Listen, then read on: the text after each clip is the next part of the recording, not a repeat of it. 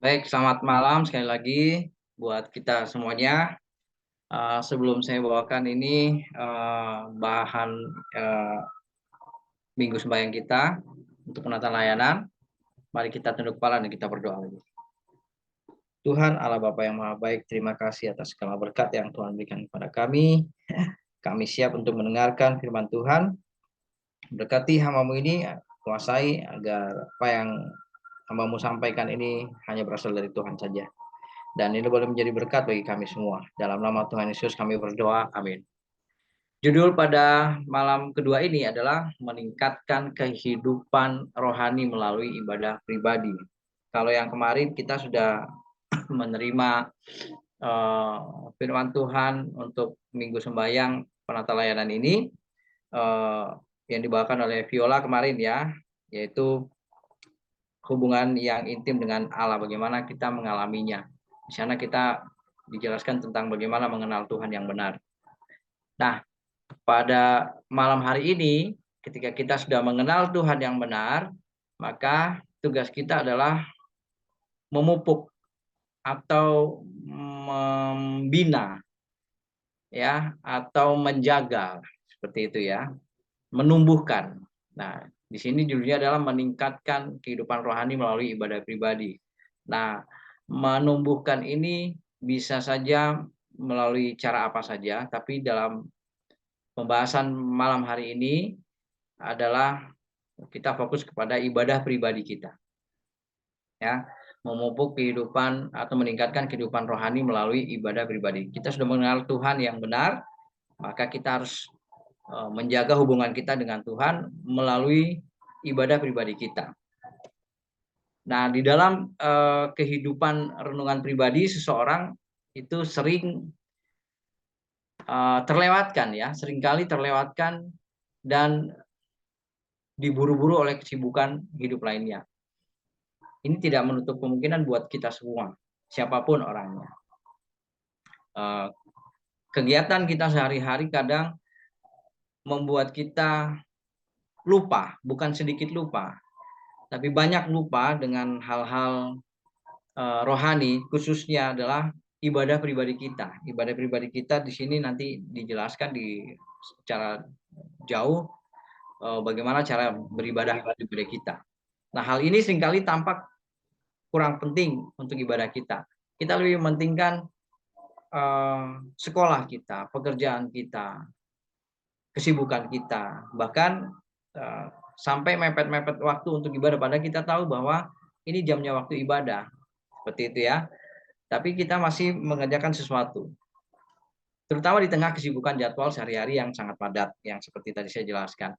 Nah, komitmen terhadap ibadah ini, komitmen ya terhadap ibadah ini dapat berkurang pada saat-saat mendesak atau stres. Kita sering mengalami ini.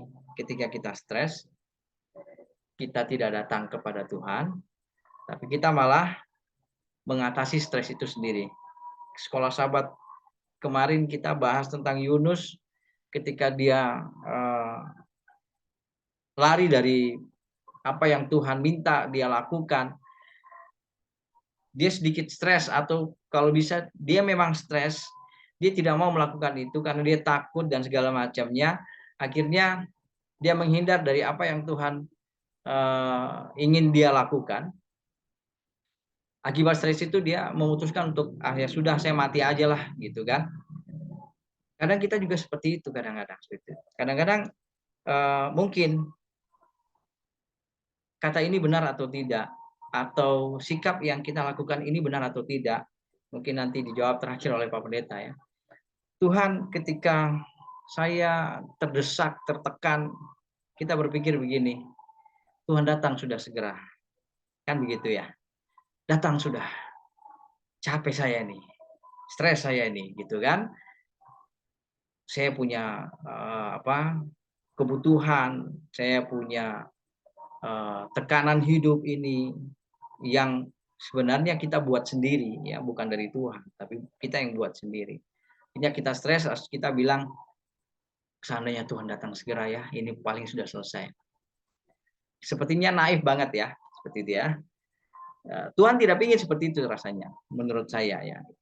Dan itu bukan bukan cara ibadah yang benar. Nah, malah itu membuat kita lupa dengan apa arti ibadah pribadi yang sebenarnya. Nah, ibadah dapat dengan mudah masuk di bagian belakang daftar prioritas seseorang karena yaitu tadi, karena desakan kehidupan dia lebih mendahului kebutuhannya daripada melihat siapa yang menyediakan kebutuhan itu.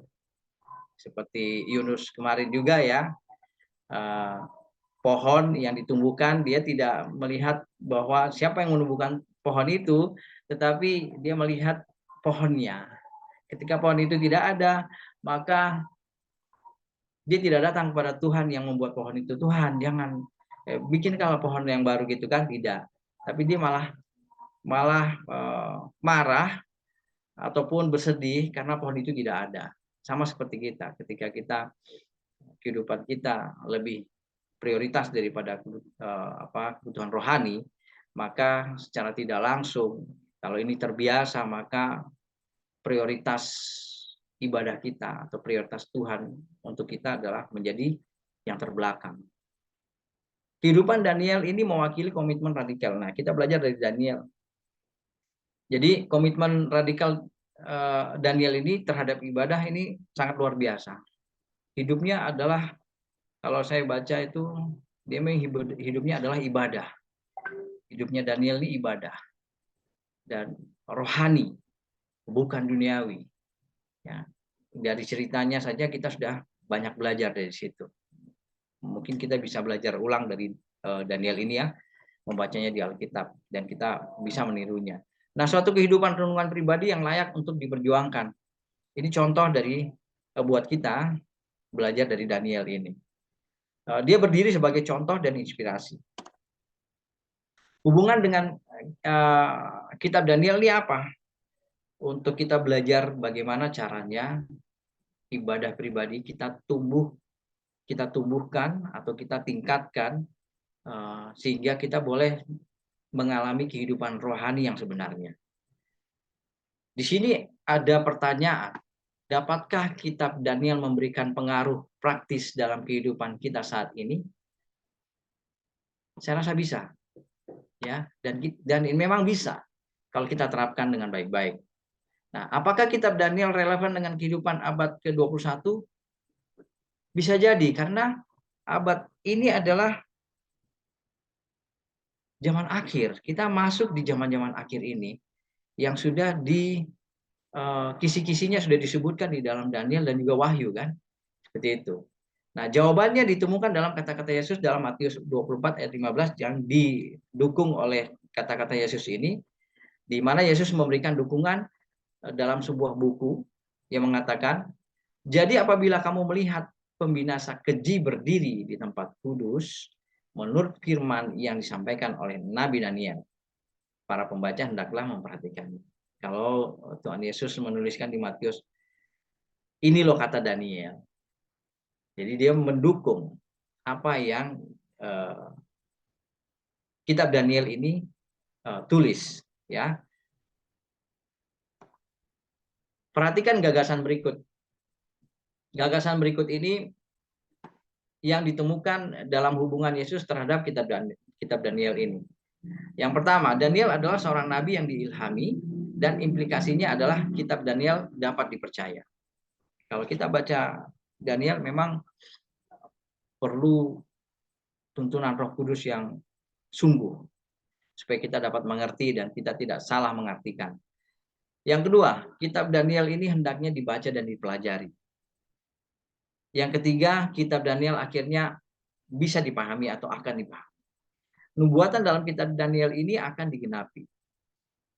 Yang seperti tadi sudah dikatakan di depan, bahwa kisi-kisi bagaimana cara kita bisa masuk dalam keselamatan itu sudah ditulis kisi-kisinya. Nanti kamu harus begini, harus begini, harus begini. Kalau ada ini kamu hindari seperti ini, seperti ini. Nah, jadi sebenarnya kita ini enak banget ya, sudah dikasih tahu caranya. Tinggal kita saja mau melakukannya bagaimana caranya, seperti itu. Nah, di sini kita belajar. Kitab Daniel juga ini yang kelima adalah relevan dan praktis untuk kehidupan akhir zaman. Yesus juga menyatakan bahwa kitab Daniel ini relevan dengan kehidupan akhir zaman di abad ke-21. Daniel secara harfiah berarti Allah adalah hakimku. Ini arti Daniel. Di arti lain gereja atau jemaat Laodikia ini, gereja Tuhan pada akhir zaman, termasuk mungkin kita ini, adalah berarti umat yang dihakimi. Jadi kita sudah tahu bahwa kita termasuk umat-umat yang dihakimi mungkin ya. Ada, dan siapa yang menjadi hakim? Allah adalah hakimku. Daniel adalah tipe umat Tuhan yang akan hidup pada masa penghakiman tepat sebelum kedatangan Yesus yang kedua kali. Kitab Daniel ini mempunyai dua genre utama, cerita dan nubuatan. Jadi di dalam Daniel ini ada cerita dan juga nubuatan. Ada 8 cerita di dalamnya. 6 cerita ini menggambarkan karakteristik yang harus kita tiru ketika nubuatan sedang digenapi. Jadi ada 6 cerita yang kita bisa pelajari, kita baca lagi. Itu adalah menggambarkan karakteristik yang harus kita tiru. Di dalam bahasan ini ditulisnya kita harus kita tiru ya. Harus kita tiru. Kalau penasaran, silakan nanti setelah ini dibuka lagi Danielnya. Kalau tidak paham bisa tanya sama pendeta. Dan dua cerita itu menggambarkan karakteristik yang harus kita hindari ketika nubuatan sedang digenapi. Kita percaya bahwa nubuatan sekarang ini sedang digenapi. Maka ada 8 cerita di dalam Daniel ini yang menjadi kisi-kisi kita. Ada 6 yang harus kita tiru dalam cerita itu, dan ada 2 yang harus kita hindari. Ini luar biasa sekali, ya. Ini ilmu pengetahuan yang daging semua, ya. Ini bukan kata pengantar dan lain-lain, tetapi Daniel ini tulisannya memang daging semua, dan ini memang benar-benar nyata dan dapat dipercaya. Pelajaran dari Daniel yang 6. Dalam pasal ini Daniel kini sudah tua, sudah memasuki usia 80-an.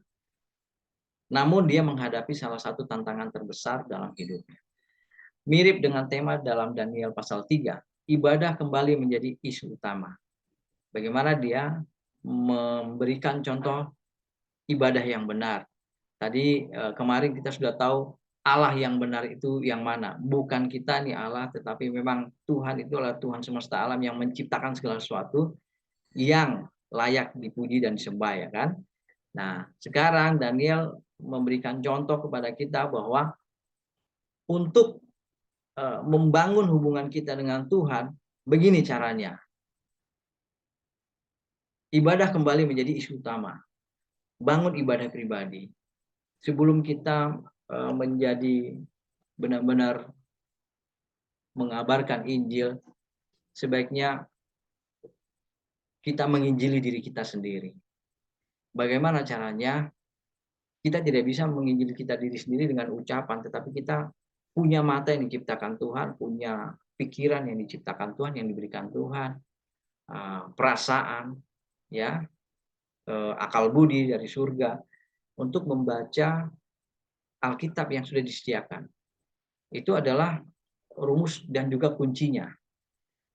Jadi kita belajar dari situ, terutama di sini kita bisa belajar dari buku Daniel ini supaya kita tahu ya bagaimana cara ibadah yang benar untuk ibadah pribadi atau membangun ibadah pribadi ini. Daniel tidak hadir pada ujian di dataran Dura di pasal 3 dan pasal 6 menghilangkan pertanyaan tentang kesetiaannya kepada Tuhan. Ada persamaan yang mencolok nih antara Daniel 3, Daniel 6 dan juga tanda binatang itu. Pertama, penganiayaan karena menaati hukum Tuhan dalam Daniel 3 ayat 6. Dan juga ada Daniel 6 ayat 5 dan juga Wahyu 12 ayat 17. Ini referensinya. Terus ada ibadat palsu. Jadi ada ternyata ibadat palsu. Ibadah yang benar dan juga ibadah yang palsu. Kita bisa baca di dalam Daniel 3 ayat 5, Daniel 6 ayat 6 sampai 9 dan juga referensinya di dalam Wahyu 13 ayat 15. Nanti silakan dibaca. Keputusan kematian karena kegagalan untuk mematuhinya. Apa maksudnya? Ini ada di dalam Daniel Dan diceritakan di dalam Daniel 3 ayat 6, Daniel 6 ayat 7, dan juga Wahyu 13 ayat 15. Dan yang terakhir ini adalah penyelamatan orang-orang benar melalui campur tangan Allah. Nah, ini dia. Daniel 3:25 sampai 28, Daniel 6 ayat 19 sampai 23, dan juga Wahyu 19 ayat 11. Kisah Daniel dan lubang singa mempunyai tema yang sama dengan kisah Sadrak, Mesak, dan Abednego di dalam tungku api. Dan kedua pasal ini sejajar dengan isu penyembahan binatang di akhir zaman dalam kitab Wahyu. Jadi terkoneksi, sangat relevan. Ya, padahal penulisnya berbeda. Tetapi memang Tuhan, firman Tuhan itu harus dibelajar berulang-ulang. Diulang-ulang. Makanya anak-anak kalau kita waktu dulu sekolah itu ada ulangan, ya kan, ada ujian, ada ulangan. Dulu katakannya istilahnya ulangan. Jadi kita diulang lagi, diingatkan lagi, diulang lagi, diingatkan lagi.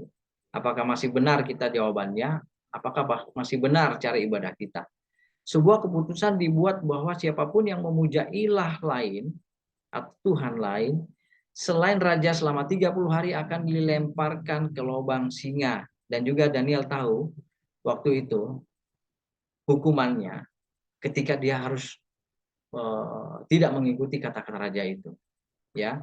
Jadi dia juga sudah tahu ketika kebiasaan yang membuka jendela dan berdoa kepada Tuhan pagi-pagi hari itu berarti kematiannya.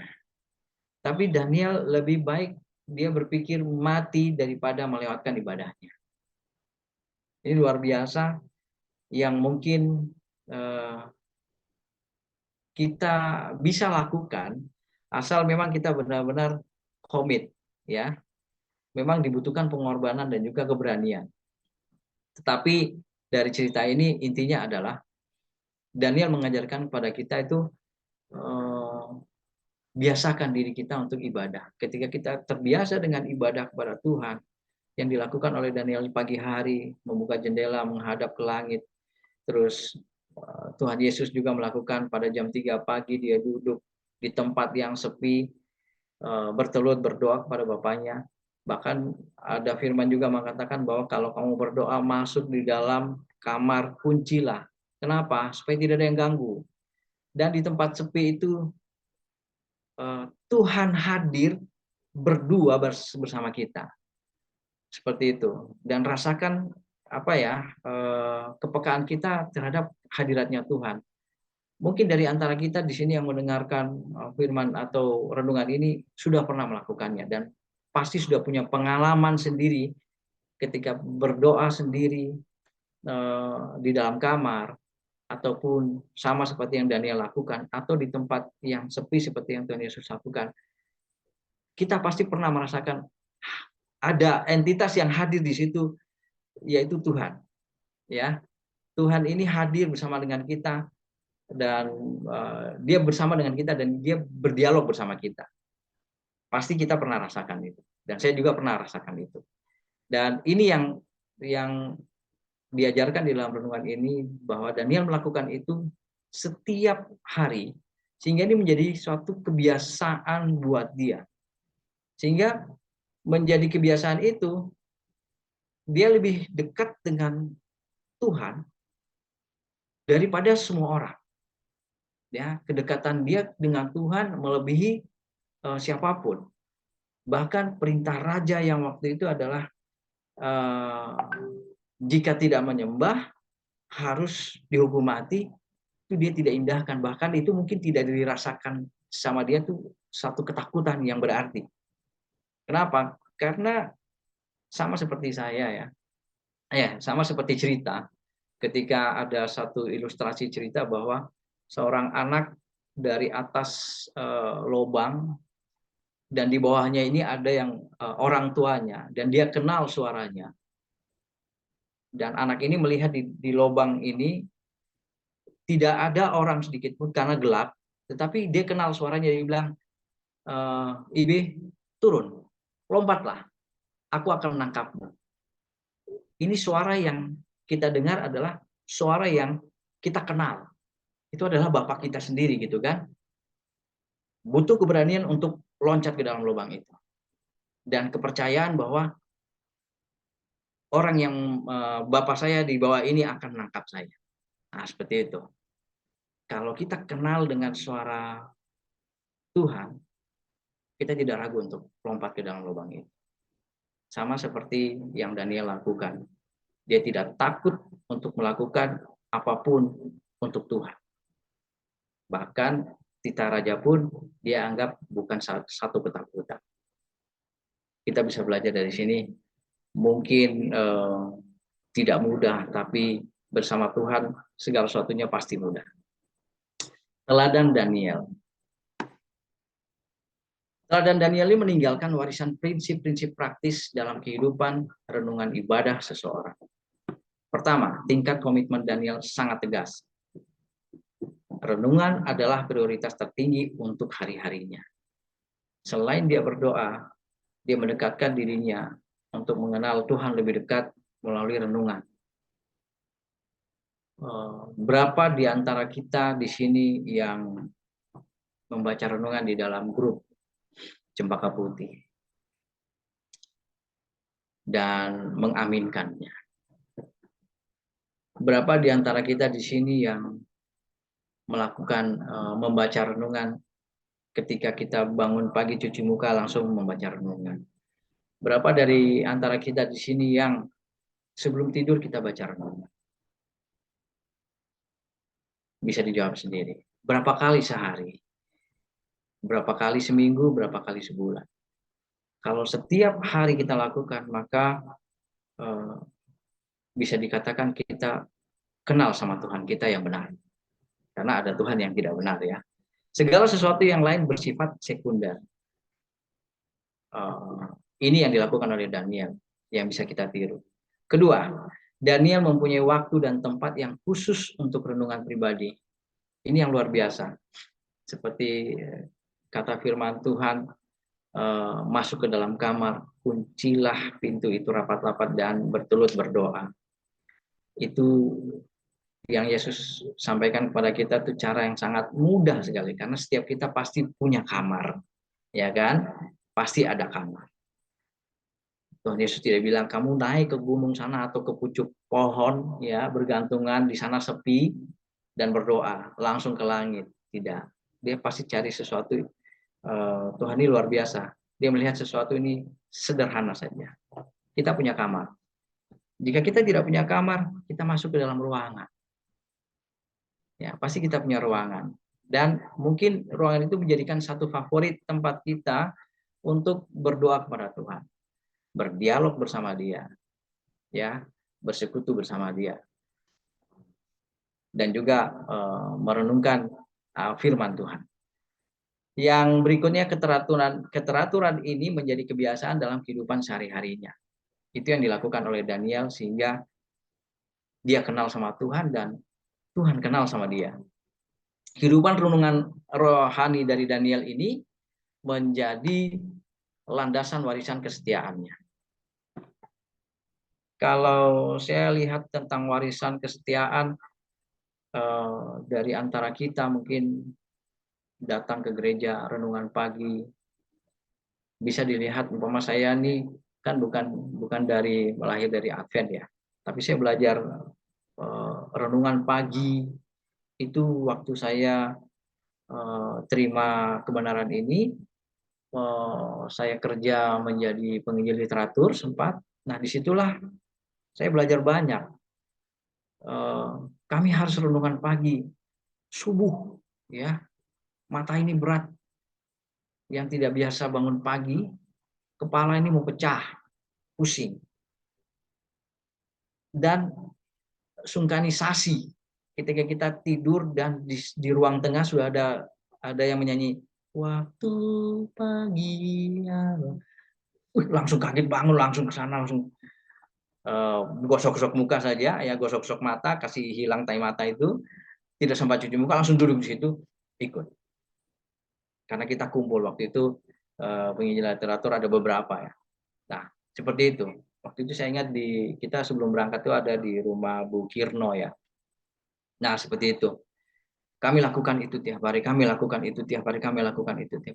Dan itu menjadi satu kebiasaan sehingga terbiasa melakukannya. Jadi kalau tidak melakukannya, ada yang kurang, ya, waktu itu. Nah, hal yang sama juga berlaku bagi umat Tuhan yang hidup di akhir zaman ini. Ini nasihat buat kita. Kehidupan pribadi rohani umat Tuhan di akhir zaman ini akan menjadi suatu kekuatan dan pegangan setiap hari bagi kesetiaan kepada Tuhan. Saya ulang lagi, ini adalah suatu kekuatan dan pegangan, ya, pegangan setiap hari bagi kesetiaan kepada Tuhan. Jadi dalam arti kalau kita tidak melakukan ibadah pribadi kita kepada Tuhan, maka jangan salah kalau kita disebut tidak setia, kan, seperti itu. Kalau kita tidak menjadikan ibadah pribadi kita sebagai pegangan dan kekuatan iman kita, maka sama saja kita tidak setia, kan, seperti itu.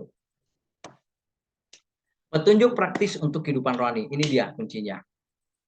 Satu, mintalah kepada Tuhan untuk menciptakan dalam diri Anda kerinduan yang lebih dalam akan Dia.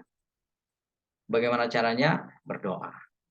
Minta kepada Tuhan untuk mencurahkan Roh Kudus. Doanya dengan sungguh-sungguh.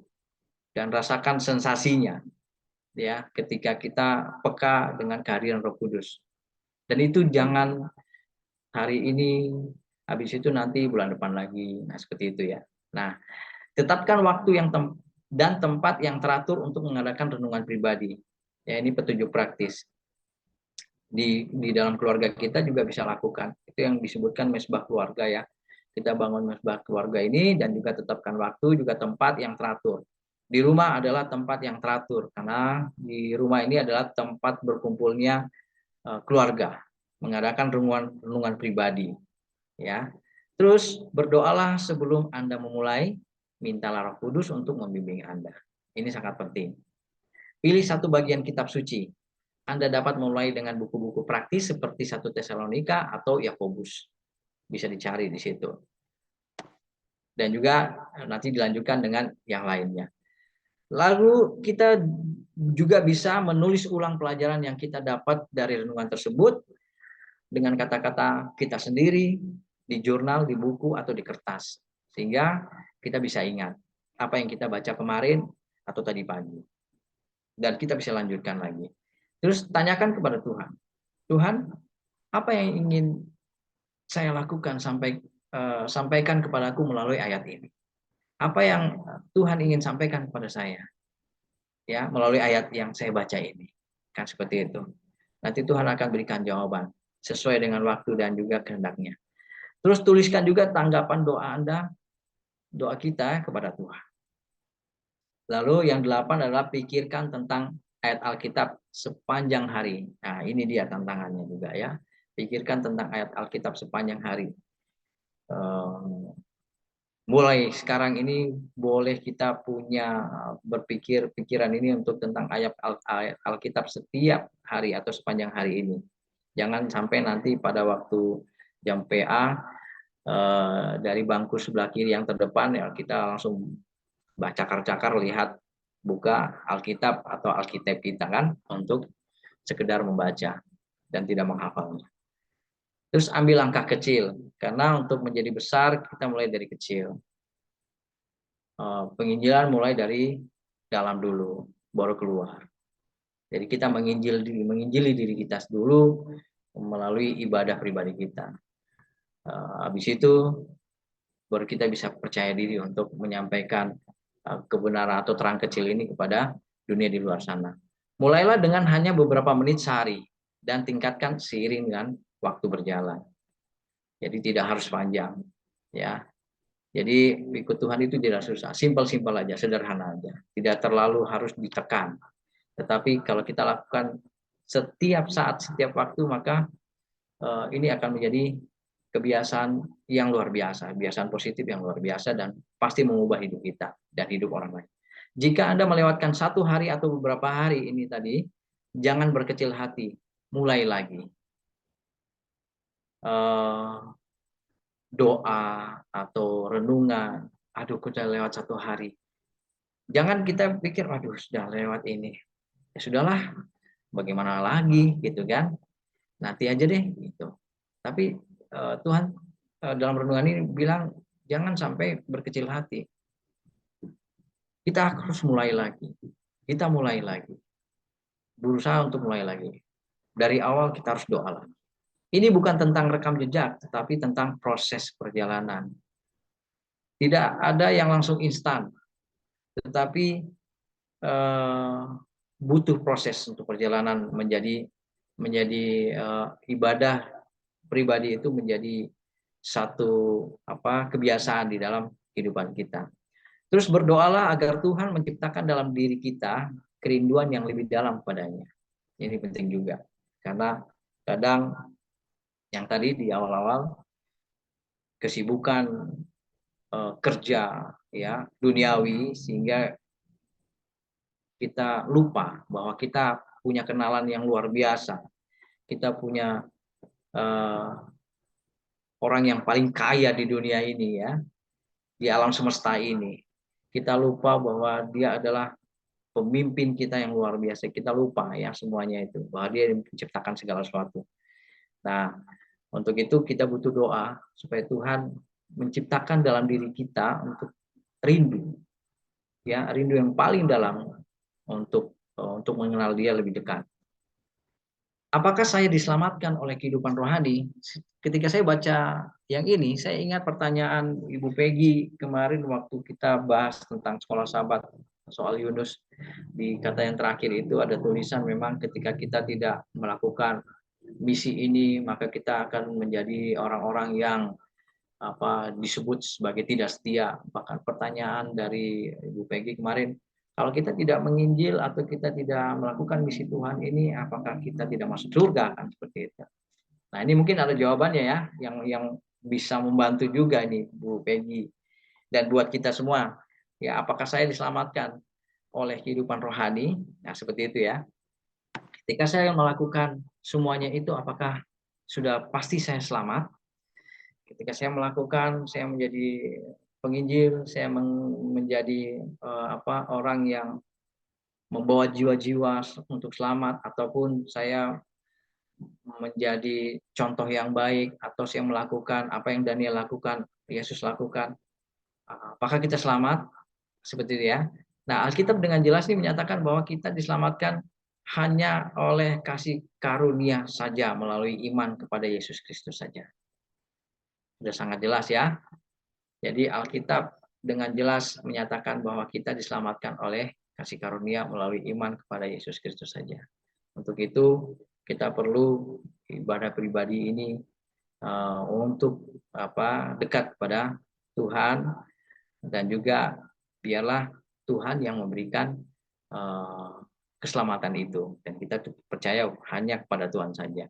Terus menjadi seorang Kristen adalah satu hal, namun bertumbuh di dalam Kristus, ini katanya menjaga hubungan kita dengan Dia adalah hal yang lain. Jika saya dibaptis, keluar dari air baptisan, saya menjadi manusia baru, hanya sampai di situ. Tantangannya adalah saya menumbuhkan manusia baru ini dan saya membagikan manusia baru ini kepada orang lain. Itu yang harus saya lakukan, ya kan? Bagaimana caranya? Ya harus mempertajam, ya, mengasah iman saya lebih tajam lagi. Bagaimana caranya? Membaca firman Tuhan apa yang dilakukan oleh Daniel tadi, punya waktu khusus dengan Tuhan setiap hari, membangun hubungan yang baik dengan Dia, dan mengetahui, mempelajari bahwa Tuhan yang saya sembah ini adalah Tuhan yang benar. Seperti itu. Terus seperti yang Yesus katakan juga, ini adalah hubungan pokok anggur dengan ranting. Tidak akan terpisahkan. Seperti itu ya. Ketika kita terpaut pada pokok anggur itu, maka kita adalah bagian dari pohon itu. Ini nanti ada kata yang buat kita juga akan berpikir ya. Ibadah menjaga hubungan kita dengan Tuhan sebagai sumber kekuatan. Ingat ya, ibadah itu menjaga hubungan kita dengan Tuhan sebagai sumber kekuatan kita.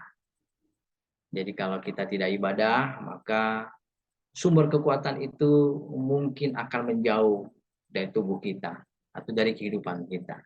Maka kita harus meningkatkan ibadah kita supaya kita boleh kuat di dalam iman. Terus menerima Yesus sebagai juru selamat pribadi membuat kita hidup di dalam Kristus. Ini yang penting juga.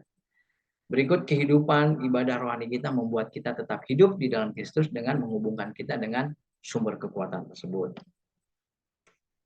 Lalu bagaimana jika saya melewati ibadah renungan, melewatkan ibadah renungan pribadi? Seperti halnya kebiasaan apapun, pada awalnya mungkin sulit untuk membangun kebiasaan baru dalam ibadah sehari-hari. Di awal memang susah, tapi kalau kita lakukan setiap hari, itu pasti menjadi kebiasaan baru. Dan jika Anda tidak sengaja melewatkannya, jangan menyerah seperti tadi, jangan berkecil hati, ulangi lagi. Alkitab mengatakan bahwa orang benar selalu bangkit kembali di dalam Amsal 24 ayat 16. Ya. Mintalah Tuhan untuk memberi Anda kekuatan. Dia akan membantu Anda karena Dia tidak menginginkan apapun selain menghabiskan waktu bersama Anda setiap hari. Ini luar biasa ya. Kita hanya minta saja. Tuhan, berikan saya kekuatan. Karena Tuhan juga membantu kita untuk dia lebih menginginkan waktu bersama kita sebenarnya. Walaupun kadang kita lupa. Ya. Waktu dia banyak banget buat kita. Tinggal kita menyisihkan waktu dan memfokuskan atau paling tidak all out ya untuk Tuhan. Maka ini sangat luar biasa. Waktu yang berkualitas. Hubungan dibangun berdasarkan waktu berkualitas yang dihabiskan bersama. Kita tahu kalau orang sering bersama maka terciptalah satu hubungan emosional di antara dua orang ini. Entah itu sahabat yang disebut sahabat akrab, karib, ya, bestilah segala macam, gitu ya. Karena seringnya bersamaan dan saling tahu satu sama lain. Ya, sampai kalau ada teman-teman itu, saya lihat kemarin tuh anak-anak sana punya cara tos yang ciri khas ya, tosnya gimana gitu ya. Sampai mereka hafal dan mereka tahu satu sama lain. Nah, waktu bersama adalah hal yang dicari dan dijadikan prioritas tinggi. Ketika kita mempunyai waktu yang bersama dengan Tuhan setiap hari, maka otomatis kita akan mengenal Tuhan lebih dekat. Kita tahu Tuhan itu adalah Tuhan yang benar yang saya sembah dan kita kenal suaranya. Ya, seperti anak tadi yang di lubang, lompat saja nanti saya tangkap kamu. Kita tidak ragu-ragu, maka kita lompat. Ya. Perbedaan antara teman dan kenalan itu berkaitan erat dengan jumlah waktu sukarela yang kita habiskan bersama individu tersebut. Contoh, saya bersama keluarga atau kita sama keluarga, kita lebih dekat kepada istri kita, suami kita, anak-anak kita. Ya kan? Orang tua kita, kakak kita, adik kita daripada yang lain.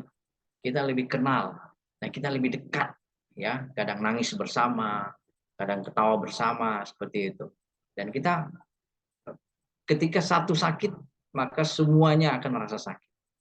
Ketika satu bahagia, maka semuanya akan merasa bahagia. Itu yang disebut akrab, ya. Nah, itu harus dibangun, ya, untuk waktu yang berkualitas yang kita ciptakan di dalam keluarga kita masing-masing. Itu yang kita lakukan juga untuk Tuhan kita. Jika kita serius dengan hubungan kita, kita akan dengan sengaja mengambil waktu dan menghabiskan waktu bersama tanpa disuruh lagi. Kita kangen untuk melakukannya, kita rindu untuk melakukan atau berkumpul bersama keluarga. Saya dulu setiap malam minggu selalu terbayang-bayang ya setiap hari dengan teman-teman saya yang berkumpul waktu saya bujang dulu masih di Papua. Terbayang-bayang ini orang-orang ini yang kenapa? Karena kami sering bercanda bersama, bersuka cita ya kan, seperti itu. Jadi tidak istilahnya malam minggu itu lama banget gitu ya rasanya, ya seperti itu. Ingin berkumpul bersama teman-teman saya gitu kan, berkumpul kami bercanda, ya seperti itu. Nah, Pertanyaan buat kita, apakah kita rindu hari Sabat ini tiba? Itu dia kan pertanyaannya. Apa yang kita rindukan pada hari Sabat itu? Pertanyaannya, nanti kita jawab masing-masing ya. Waktu bersama memberikan kesempatan untuk berbagi pengalaman, mengadakan percakapan, dan juga membangun kenangan. Ya, itu membangun waktu yang berkualitas. Hubungan kita dengan Tuhan juga dibangun dengan waktu.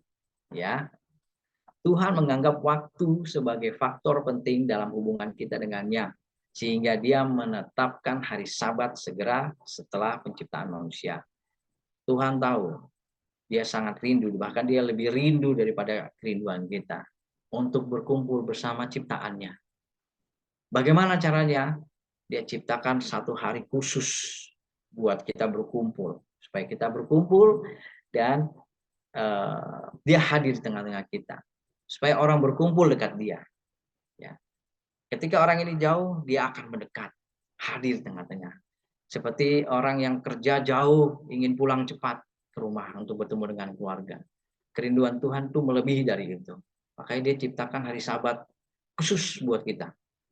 Dan ini jangan kita sia-siakan. Mungkin ketika kita merindukan hari Sabat, bukan ketemu dengan si A dan si B, atau sekedar sayur apa yang nanti kita makan, atau lauk apa yang kita makan, sambalnya siapa yang nanti yang paling pedas. Tapi paling tidak kita sudah tahu dari tulisan ini bahwa Tuhan itu punya kerinduan yang paling tinggi atau paling dalam untuk bertemu dengan kita di hari Sabat. Maka kita tahu bahwa ketika kita hari Sabat datang ke gereja, itu kerinduan kita adalah bertemu dengan Tuhan yang kita kenal. Hari Sabat adalah siklus yang berulang yang menjadikan hubungan kita dengan Tuhan sebagai prioritas dalam minggu kita. Jangan ada prioritas lain selain hari Sabat. Kenapa? Karena ini adalah hari yang khusus yang diciptakan Tuhan untuk Tuhan menyampaikan kerinduannya atau melepas kangen Dia kepada kita.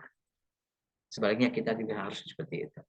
Renungan kita sehari-hari adalah siklus yang berulang yang menjadikan hubungan kita dengan Tuhan sebagai prioritas hari kita. Hubungan kita dengan Tuhan mungkin sulit untuk didefinisikan. Hal ini dapat dipikirkan secara samar-samar. Namun gagasan tentang waktu dan hubungan menempatkan hubungan kita dengan Tuhan dalam bentuk yang sangat nyata. Dengan kata lain, tidak ada waktu bersama Tuhan, tidak ada hubungan dengan Tuhan. Saya ulang, dengan kata lain, tidak ada waktu bersama Tuhan, tidak ada hubungan dengan Tuhan. Kalau kita tidak punya waktu dengan Tuhan, berarti kita tidak punya hubungan dengan Tuhan. Kita tidak rindu sama Dia. Kita tidak kangen sama Dia. Ketika kita tidak rindu, kita tidak kangen, maka berarti itu tidak ada hubungan. Lalu kalau tidak ada hubungan, ya mungkin seperti yang tadi sebutan yang dibaca oleh Ibu Peggy waktu di pertanyaan sekolah Sabat. Mereka yang tidak kenal saya, ya mereka masuk dalam golongan orang-orang yang disebut tidak setia. Ngeri ya kalau kita disebut orang-orang yang tidak setia. Padahal enteng banget. Kita hanya siapkan waktu buat Tuhan.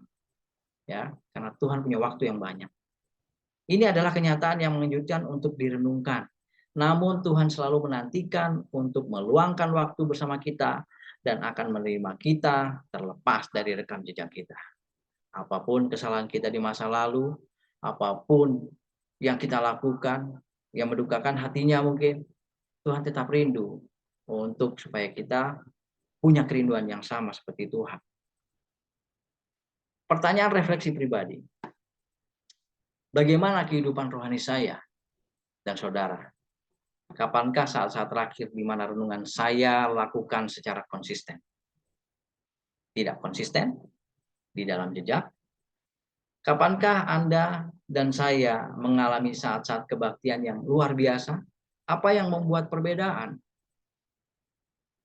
Tidak beribadah sama beribadah. Apa yang membedakan kita? Menurut Anda, mengapa begitu sulit untuk memiliki kehidupan renungan pribadi yang konsisten? Kita sudah tahu tadi di awal bahwa banyak tekanan hidup yang kita alami, tapi Tuhan sudah mengajarkan melalui contoh Daniel tadi. Karena Daniel itu membangun hubungan dengan Tuhan itu setiap saat. Sehingga kebiasaan yang dia lakukan adalah pagi-pagi buka jendela, berdoa. Kalau Tuhan Yesus lakukan adalah di tempat yang sepi, dia bertelut dan dia berbicara kepada Bapaknya. Dia juga menyarankan kalau susah untuk keluar sampai di lapangan sana, contoh umpamanya, tidak ada tempat yang sepi di luar sana, masuk ke dalam ruangan atau ke kamarmu, kuncilah, lalu bertelut, berdoa kepada Tuhan. Bangun ibadah pribadi ini setiap saat, setiap hari, membaca renungan setiap saat, setiap hari, membaca Alkitabnya untuk mengenalnya lebih dekat, lebih dalam, setiap saat, setiap hari, sehingga hubungan yang kita bangun pada Tuhan ini, Tuhan tahu, maka Tuhan juga akan membangun hubungan yang konsisten kepada kita.